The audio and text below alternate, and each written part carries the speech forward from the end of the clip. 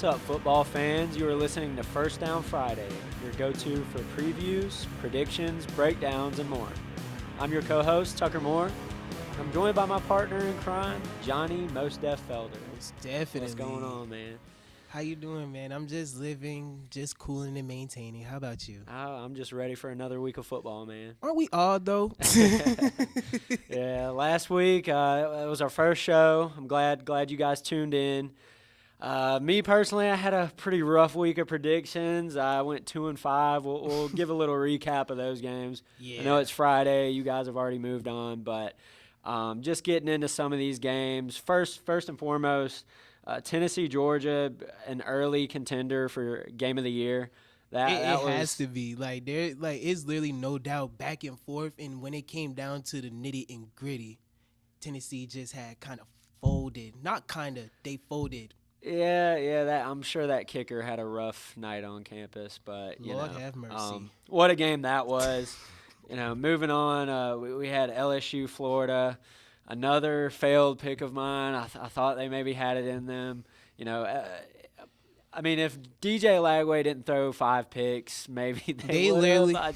Their defense held up just like I thought. LSU's offense, I don't think is that good, but that's beside the point. They lost. DJ Lagway literally been tripping during those interceptions, literally just tripping, and it's crazy and blasphemy to me, how LSU couldn't even score off those 5 picks. And it's crazy enough how Billy Napier still has him in the game. What's not clicking? Oh yeah. There's a lot of question marks surrounding both programs, I think. But we know that this week there's a whole lot of seats that are hot. Yeah, that's safe to say. And unfortunately, mine is hot too. Moving on. Another insane game. We had Notre Dame versus Texas A&M. What a comeback that was. What a performance by Marcel Reed leading his team on that closing drive. I mean, that was just spectacular.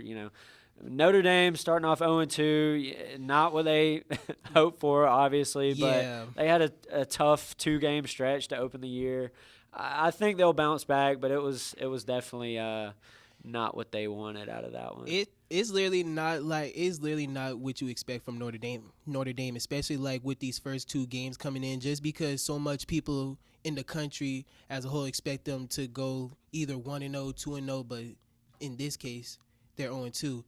Something's going to have to give this week in South Bend in order to bounce back. They're still in the top 25, but how long are they going to stay? Yeah, I agree. It's anyway. Moving on to I think the last game we're going to kind of recap here. Unfortunately, South Carolina versus Vanderbilt. Take their wristband. Yeah, but get them out of here. I mean, that was a rough one to watch. Not at all what I don't think anybody expected. A key factor in that one, Lenora Sellers going out in the first half with a concussion. I still don't feel, with the way the game played out, I don't feel confident saying that would have changed the outcome. Right. But, it certainly plays a key factor in that one. But, and just on top of that, just with that game as a whole, as their defense, man, their secondary literally has to improve, not just in the passing game, but in the running game also, because you got to think about it, they're literally giving up runs for at least 20 to 30 plus yards, man, and it's blasphemy just because they know that they're better than this, man. Yeah, it was tough to watch, but, I think they'll bounce back, but, we'll talk more about that later in the segment when we cover their game versus Missouri. But I want us to get started on our previews for this week's games, and I want to start with Texas Tech versus Utah. Texas Tech is number 17 in the country, Utah number 16. So a direct head-to-head matchup right there. And I think this is a really intriguing game. Yeah. A lot of these games I've noticed covering, a lot of the quarterback play is really good between these teams. Texas Tech, they have one of the top, statistic-wise, top quarterbacks in the nation. It's factuals. Correct me if I'm saying his name wrong. Beavren Morton. He's got a tough name. I was about to say he's got almost 1,000 yards, 11 touchdowns, and 1 pick through 3 games. And he's a junior doing this. Yeah. Super talented guy. And then on the other side for Utah, Devin Dampier. He's a Heisman dark horse. He's got about 7 touchdowns, 0 picks. So the quarterback play in this one should be pretty elite. Right. And Texas Tech in general, their offense has been one of the best in the country, number 2 in the country in total offense. Along with Utah, they also have a top 25 offense. So I think I expect this one to be I expect this one to be a shootout. I just think I don't see these two defenses stopping either opposing side. But what are your what stands out to you in this game? So what really stands out to me about this game, is 2 different conferences playing each other. One is the Big 10, one is the Big 12. Really big conferences in my opinion. And like you said about the quarterback play, Baron Morton, man, like he's a junior literally doing a whole lot. He's pretty much carrying the team on his back, just like how Nick Foles did with the Eagles. And on the other side, you got Devin Dampier, 7 TDs, no picks, man. Like, it's tough. It's really a tough game, and it's definitely going to be a shootout, most definitely. So I really feel like as this game goes on, both of these teams will be unstoppable. Yeah. And another thing to add with this, I think you see, especially with Texas Tech, this new age of college football where you can just flip a team in a year. They had the top transfer portal class. I mean, they went all out. And I think you're seeing that on the field. Sometimes that can go incredibly right. Sometimes it can go wrong. Yeah. You saw that went wrong with Florida State last year. They practically went out. You can't really – sometimes you can live or die by the transfer portal. Sometimes you can't. But at the end of the day, I have Texas Tech winning 45-35. I think it's just going to be a high-scoring battle there. But moving on, want to get into Michigan State versus USC. USC is a top 25 team. Lincoln Riley seems, and he's finally starting to kind of get his footing at USC. I think he's had a slow first couple of years. Some let down on some expectations early. They've started really good this year. Their offense, top offense in the nation as of right now. Factuals, no capsules about that. Yeah. Jaden Mayava, their quarterback. He's playing pretty phenomenal. Like I said, a lot of these quarterbacks are just playing great. He's got almost 1,000 yards, 6 touchdowns, 0 interceptions. Already though? Yeah. I mean, they're just slinging the ball. They're just literally just throwing dipping dots at this point. Like you literally, it's like every quarterback play, they're literally doing like dipping darts, and they always do good every week. Yeah. It's crazy. Yeah, they're really talented. Their top receiver, Mekhi Lemon. He's over 300 yards already, 19 yards per catch. 19. Vertical threat, obviously. 19 DBs. What are y'all doing? Y'all have to stop this man. Yeah. This man is unstoppable. 19 catches. Yeah, he's getting it done out there. But on the flip side, Michigan State, Aiden Childs, he's also playing really good. 6 touchdowns, 1 pick. Mm-hmm. Very efficient. I think he's over 70% completion percentage. The Oregon State transfer, isn't it? Yeah. Oh no. That's you're thinking of Malik Murphy or. I was about to say Malik Murphy had transferred to Oregon State. He was from Duke. Yeah. Yeah. No. Aiden Childs, he was there last year. He's really taken a step forward this year. I just in this game it's tough. I just think USC, their offense is too potent, and I don't think Michigan State's defense is good enough. They're not, statistically, they're outside the top 60 for total defense. Right. It's just not the ideal matchup they want. Not much else to say with this game, in my opinion. My prediction, I have USC winning 38-24. 22-17. I'm excited to see how this one plays out. I was about to say, because I definitely had trouble with just predicting this game as a whole, just because, like you said, this game is really just hard to predict, and I'm going to have to agree with you on that, with Michigan State winning on that note too. Yeah. I think it'll be a really interesting game. You know, I've been wrong before, as you guys clearly know, with my predictions last week. Man, don't knock yourself down like that, man. It's the elephant in the room. So yeah. Now want to get into one of the more highly touted matchups of the week. Illinois versus Indiana. Illinois is top 10 in the country now. Indiana is number 19. What's the first thing you think of when you think about the key factors for this game? So the key factors that I really think about in this game on Illinois side, they have to continue to keep on pounding the rock. I'm not just talking about running the ball. I'm talking about passing. Whatever y'all doing on the field, keep on doing it. And I said this beforehand also. I also feel like Illinois is one of the most disrespected teams in the top 25, not just because they're ranked, but they don't get a lot of talk. And with this matchup here, it's a Big Ten matchup going against another ranked team, and that's Indiana. So Illinois really has a whole lot to prove, and I feel like all that talk and the disrespect is going to take them this far in this game against the Hoosiers. Yeah.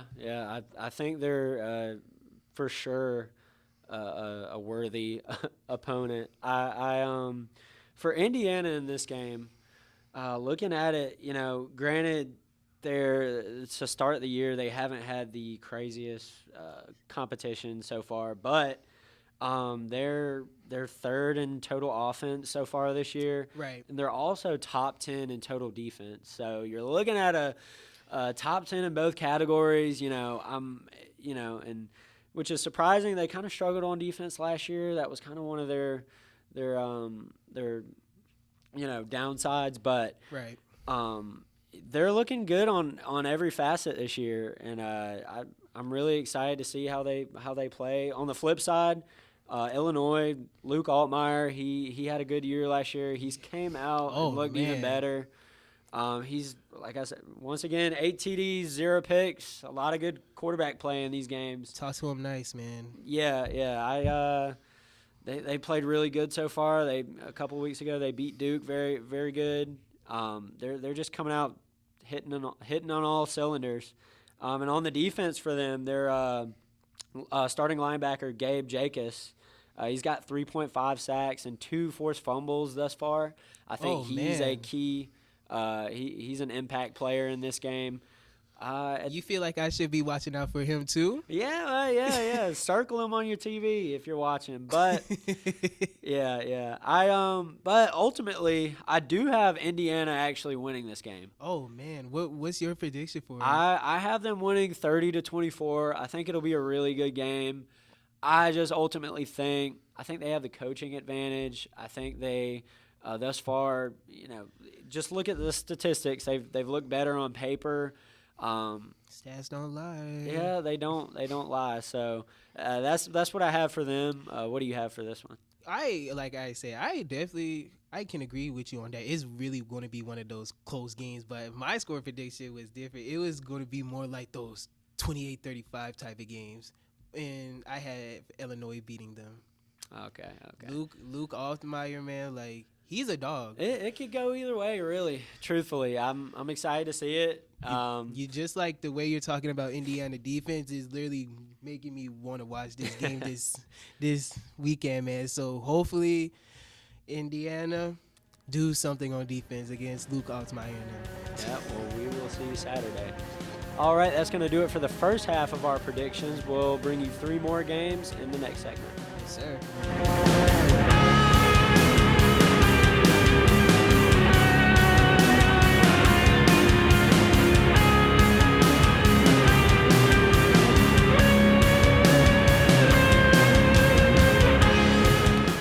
Welcome back to First Down Friday. I'm your co-host, Tucker Moore, joined by my partner in crime, Johnny Felder. Most definitely. And we are going to get into this next slate of games. Our final 3 games we want to get into this week.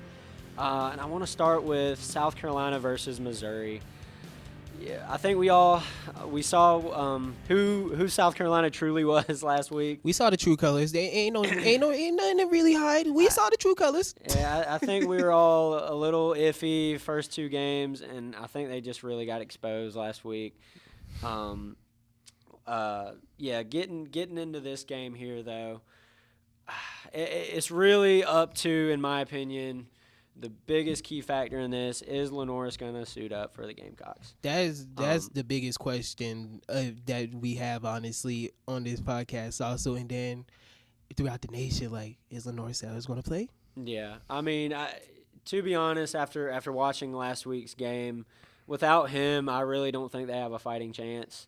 That's a little pessimistic, but that I'm looking at the game. That's what I feel like is going to happen. So Missouri, they have a top 5 offense in the country this year.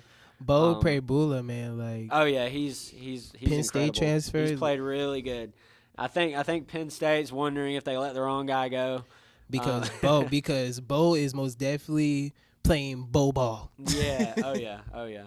And their running back Ahmad Hardy, he transferred in. He is, I believe, second in the country in rushing yards. He has looked like an absolute beast this year. And historically, in the last few years, Missouri always shreds South Carolina on the ground with their outside run, outside zone runs. It's always, they always know how to break contain. And I don't see that changing this year, especially with how questionable South Carolina's defense has looked. Yeah.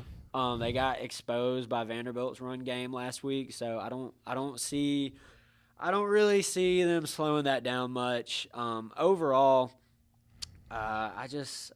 unfortunately, like I said last week, I am a South Carolina fan, but I have to be objective in saying I have Missouri winning 35-20. South Carolina just hasn't showed me enough thus far, and unfortunately they forced my hand to go that way. So I was about to say, man, like, I definitely agree with you. There's really nothing else to be said because you look at it worldwide, you see it on TV and on paper. Film don't lie, stats do not lie. South Carolina, why are y'all doing this? Give me Mizzou to win against the Gamecocks in this, and I feel like it's going to be a close one. One of those 27-21 type of games. I feel like Mizzou is going to win off on something absurd.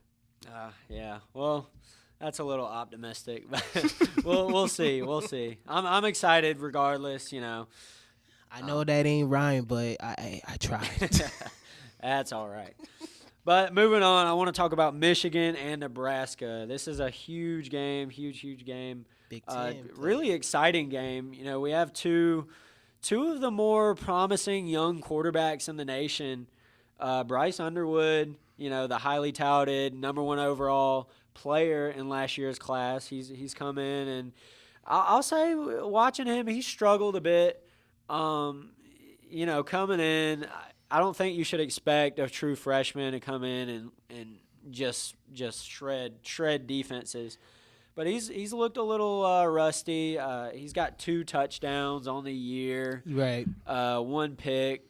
But with him, I think an underrated factor is his legs. Last game he had 2 touchdowns on the ground. I think that's a huge factor in how successful this offense can be. Right. In general, their run game is always their run game to me. It's just real iffy to me. I mean, they got Justice Haynes and stuff. That's cool. He's looked good this year. He's up to about 400 yards, 5 touchdowns. That was certainly a great addition from the running back from Alabama. I mean, I think he fits that scheme perfectly. Yeah. So I think if Bryce Underwood could be a little more accurate, read the field a little better, I think they have a pretty good shot of winning this. And on the flip side, for Nebraska, Dylan Raiola, the Patrick Mahomes clone. The mini. Yeah, Mini Mahomes. He's looked really good this year. He had a little bit of an up and down year last year, Right. but thus far he's got 8 touchdowns, 0 picks. He's just looked really poised, really accurate. He's spread the ball around. Right. Dane Key leads the team in receiving touchdowns for them. He's a transfer for Kentucky. So I think in this game there's a couple of really big key transfer guys who are playing a big factor for both teams. Especially in that game, the receiver that you just had mentioned, he came from Kentucky, and he had put up stats and everything for them. They just wasn't good last year. I feel like this scheme as a whole, I feel like he fits the scheme for Nebraska, and I feel like they could possibly just take over that game with their passing. Just like you said, Dylan Raiola has improved tremendously from last season, and I have to give flowers for that, honestly. Oh, yeah. I mean, I think it's going to be a really exciting game. Both of these quarterbacks are certainly capable. I honestly trust Dylan Raiola to have a much better game, but maybe that's counterintuitive to my score prediction. I have Michigan winning 24-20. At the end of the day, I think this Michigan defense can hold them in check. I'm a little less confident in their offense. That's why I only have them scoring 24 points. But I think their defense holds up, and I'm kind of under the impression of believing it when I see it. A lot of big games last year, Nebraska just completely folded. And didn't look too good, but I mean, this is a different team. We'll see. Right. Overall, I just have Michigan winning the game. I think it'll be a close game, but that's what I have for this one.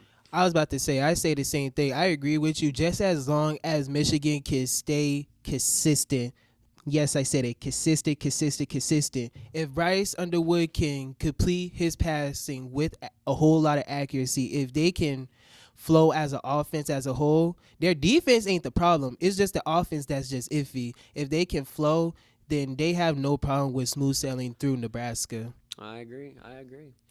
And on to our last game of the week, we have Auburn versus Oklahoma. This is my game of the week. I'm really, really excited for this. Two teams that had really rough seasons last year. Yeah, man. Yeah, Auburn with a 5-6 record. Oklahoma barely scraped bowl eligibility. And look at these two teams. They're coming out and they're both top 20 teams. Right. Both are led by their new transfer portal quarterbacks. One being Jackson Arnold, who transferred from Oklahoma, so this is a little bit of a revenge game. Yep. And the other being John Mateer, who, in my opinion, is the lead for the Heisman this year. Just two really talented guys, and I think for Jackson Arnold at Auburn, they've really opened up the playbook for him. He's getting out on the run. Right. His legs are much more of a factor than they were at Oklahoma. I was gonna say, like, it's literally kind of like that Miami Carson Beck situation. The reason I say that is because, like you said, they opened up their playbook for Jackson Arnold, so he's able to use his legs in his passing, most def. Oh yeah, And I think he's got a little bit to go as far as the passing game, which is a little disappointing with the receiving core they have. They have really good receiving core. Looking at Cam Coleman, I think he doesn't get talked about as much, but I'd put him up there in the Ryan Williams, maybe even Jeremiah Smith conversation. I think he's a really talented guy, but they've got some really talented guys, and for Oklahoma, at the end of the day, I think their defense is really what's going to decide this game. I think both offenses are very capable. Right. But I think Oklahoma's defense, they got Brent Venables, very defensive-minded coach. Yes, sir. I think he's going to come out and have these guys fired up. And at the end of the day, I think Oklahoma's really going to get it done. I have them winning 30-20. Yeah, like I said, at the end of the day, John Mateer, he's shown it's really hard to stop him. You can't cage him in. He's elusive. He's going to get out the pocket. He's going to hit him down the field. I don't trust Jackson Arnold's throwing ability as much right now. Right. But I think they might have a little trouble corralling him, keeping him in the pocket. But we'll see. I was about to say, like, I definitely agree with you with Oklahoma winning. My score prediction was different, though. So my score for that game was going to be a 35-14 type of game. The reason I say that, though, is because Oklahoma's defense is literally top in the nation. And then when you literally think about it, you got John Mateer. Man, the dude's a beast, literally. And on top of that, man, like, it's SEC play. SEC ball is always going to be top tier versus other conferences such as Big 12 and stuff like that. But like I said, I feel like the Sooners will get it done against the Tigers pretty much. Yeah, I agree, and I'm excited for all of these games. I'm really just I'm hoping my score predictions are better this week, but trust me, college football is so very unpredictable. You never know. I could go undefeated. I could, miss every pick, but that's just how it is. But that's going to do it for our previews and predictions. When we come back from break, we're going to have a little more of a fun segment. We're going to do a little college football trivia when we come back after the break. Yes,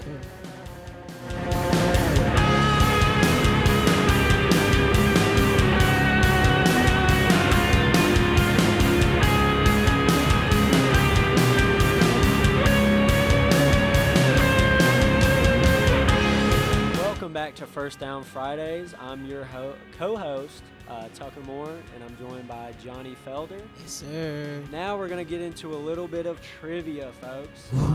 The way we want to do this segment, and drop in the comments what type of trivia you guys would like to see in the coming shows. But for this week, we want to center each week around a theme.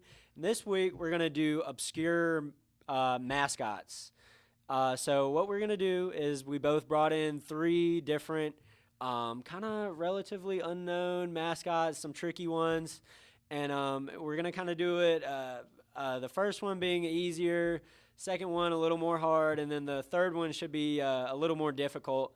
Like I said, we both brought in 3, and feel free to pause the video and answer for yourselves if you guys got it. Right. But we're going to kind of get a little competitive here and see what we can come out with. But so that's how it's going to work. Are you ready, Mr. Johnny? Oh, I am.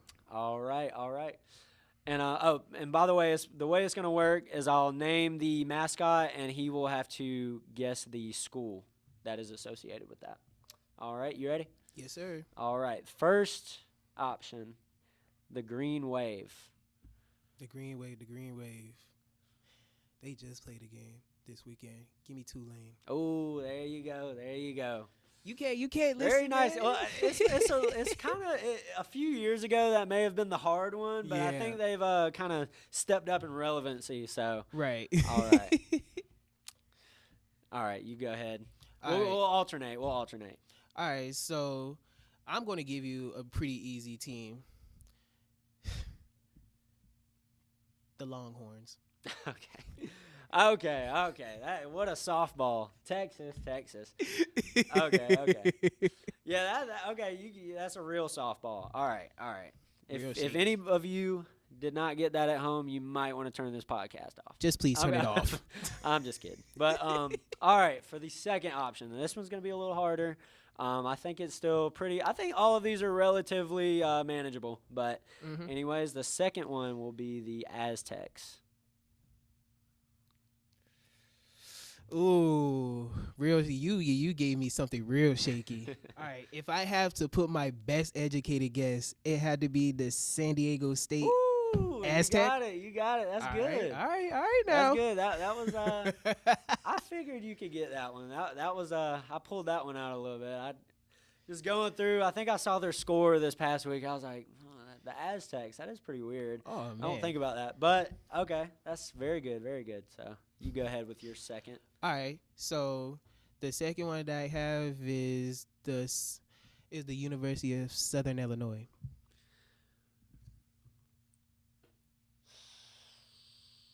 Wait. You're supposed to give the mascot, and I'm supposed to guess the school. See, that's a neck for myself. At least I need to retry that myself. I'm gonna give a whole different one. Okay. This team is the Bulldogs, Well, and I'll give you a hint. They're in the FCS. okay. You guys- South Carolina State. I wasn't really trying to go for South Carolina State. It could have been South Carolina State or the Bulldogs, but I was really trying to go for the Citadel. Okay. I See, literally- with the Bulldogs, there's so many Bulldogs out there. Yeah, I know I should have. Yeah. Either way, it'll be all right. All right, I'll go with my third and final one. This should be the hardest one, but I think it's still pretty manageable. Okay. This team is the Monarchs. The Monarchs. Old Dominion? Oh, and he got it. 3 for 3. 3 for 3. Okay. I thought that one might trip you up. I they've been playing some big games recently, but I feel like I might have even forgot that, even though I watched their game last week. The Monarchs, that's just an interesting one. But you did very well there. 3 for 3. Now on to the last one. So, the team I'm going to give you now, their names are the Panthers. FIU. There's a lot of Panthers. Let me think about it. Let me give, you know what, the Yellow Jackets. Okay. Georgia Tech. Okay, yeah. I think we botched this a little bit. I think it's a little botched. I think we you want to be a little more obscure, like, you know, where I don't think there's any other Aztecs out there. I was about to say, there's literally no other team that's named the Aztecs. I was literally going to give you like the Montana Grizzlies, but I said that's literally kind of a little too hard. No, I think that would have been a good one. But either way, that'll wrap it up for this week. Like I said, drop in the comments some ideas for trivia you guys want to see. I'd like to make this a permanent thing in the podcast. I think it'd be really fun and get you guys included and talking in the comments. So that'll do it. Yes, For sir. this segment. Johnny Felder did quite amazing on this one. Me, I guess not so well. But Trust me, no. You did a great job, man. You are the man, the myth, the legend. My boy, Levi. Y'all got to give it up for him, man. Well, hey, give it up for me in the comments. But when we come back, we're going to get into Newberry's upcoming game this weekend versus Catawba.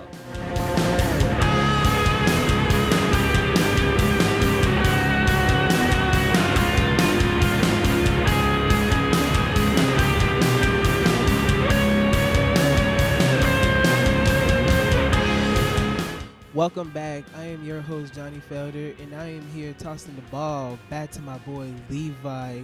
And we are going to talk about the game this weekend, which are Newberry Wolves taking on the Catawba Indians. Man, when you really look at this game here, man, there's a whole lot going on in this game. Newberry is really riding high, especially going 2-0, going against a SAC opponent in their first game, beating UVA Wise, and then defeating an NAIA opponent 49-0. And going into this week, Reed Sharpia is going to look good. I mean, his QBR, man, it was a 234 for his QBR, man. Like, it's tough. And 19 completions, 21 attempts, man. Like, it's tough. And then 241 yards for 3 touchdowns. That's insane. He's playing lights out this year so far. He's especially after last year, he got injured early, was out a lot of the year. He's got a lot of experience. I think it's showing so far this year. You know, a huge win last week, 49-0. Not only that, I think their defense took some steps forward. Right. And they got a lot of experience on this team this year. I think last year they were a little more unexperienced, but in a lot of ways, in a lot of positions, they look more experienced. They look more explosive. Oh yeah. They just look more confident. So I think it's definitely looking up. And we had an interview with Coach Knight for another segment, and he just emphasized how much fun they're having, how much they are bonded together as a team and how much they are bought in. So I think that there's a lot that goes into it other than just the X's and O's and Jimmys and Joes. I think as a team they're just bought in a lot more than previous years. Yeah, I definitely have to agree with you on that. Like you said, it's way better than years prior to that. And pretty much, like I said, going into this game, ain't nothing really going to stop within the offense. 3 players that I really want people to look out for in this game. Number 1 being Reed Sharpia, Dwayne Wright, and Kemaine Brunson. And then also for receivers, Keith Desisher, and then Rico Dorsey. And then another sleeper that I would literally have to put on that receiving list is Alex Meeks. Yeah. And then on the defensive side, I really don't have to say too much. Jamar Mikey Blandon. Oh, yeah. Crazy week last year. I believe he had 21 tackles. Yeah. Enough said with that one. There's literally enough said, man. Like, he's literally a menace to society whenever he walks on that field. He's an X factor. What? Yeah. A whole Brian Dawkins right there.